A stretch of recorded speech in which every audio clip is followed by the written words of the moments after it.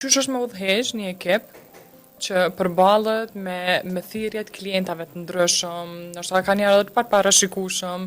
Qysh është që kjo me udhëheq, domethënë një klient që kanë njerëz edhe ata nuk e kanë gjithmonë motivimin. Sigurisht.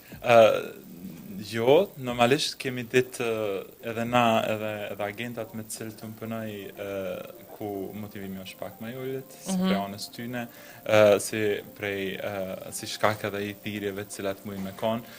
Sigurisht është shumë me rëndësi për mendimin tem një bashkëpunim i ngushtë në ato raste. Unë për shembull kur shoh agenta të mi të pa motivu ma ditë, merrna më shumë me ta se sa me ata cilët i shoh që janë të punuar. Çka bën ato momente? Nëse e sheh që dikujt na i ka rënë motivimi ashtu në zero, çka bën ti si argjent për m'ia kthy çat motivimin?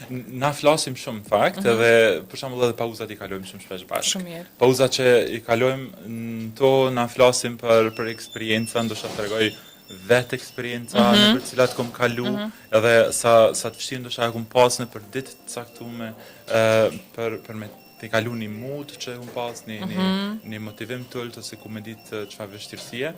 Unë menoj se kur ndan eksperienca, njerëzit morën edhe e morën qatë energji me cilën ti i ki kalu, edhe një farë mënyrë automatikisht prodhohet të ta për me të kalu qatë ditë.